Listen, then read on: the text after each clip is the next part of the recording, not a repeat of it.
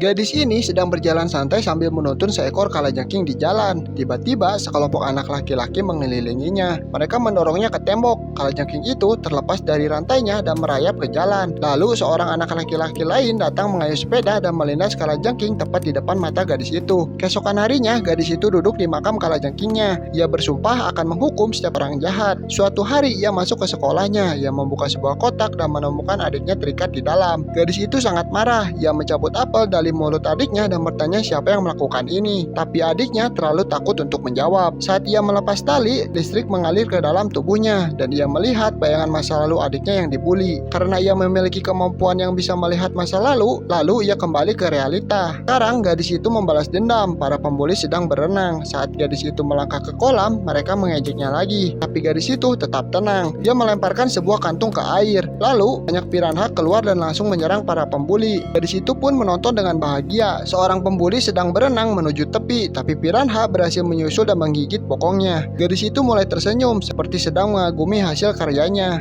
Karena kejadian itu, ia dibawa ke psikolog dengan harapan mendapat perawatan. Tapi gadis itu malah melihatnya kesempatan untuk kabur. Ia lalu minta izin ke kamar mandi. Ia menggunakan obeng untuk membuka baut di jendela. Ia memanjat keluar ke atap dan meluncur lewat pipa pembuangan. Saat kepala sekolah lengah, ia pun berhasil kabur dengan mudah. Lalu, ia pergi ke sebuah kafe. Kemudian beberapa anak laki-laki berpenampilan aneh masuk. Mereka memerintahkannya untuk meninggalkan kursi dan terus memprovokasinya. Gadis itu berdiri. Salah satu dari mereka mencoba menyerang dari belakang, tapi langsung dihantam jatuh ke lantai. Lalu gadis itu melawan 3 orang sekaligus dan dalam waktu kurang dari 10 detik ia menjatuhkan semuanya. Saat itu kepala sekolah muncul dan membawanya pergi. Setelahnya ia dikeluarkan dari sekolah. Orang tuanya tak punya pilihan lain selain mengirimnya ke akademi sihir.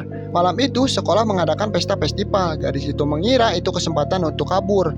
Jadi ia cepat-cepat berlari, tapi tiba-tiba tanpa sengaja menabrak seorang teman sekelas. Kekuatan supernya terpicu lagi. Ia melihat sekolah dilalap api dan wajah teman-temannya berlumuran darah. Jadi gadis itu segera mengajar teman sekelasnya dan memperingatkan agar berhati-hati.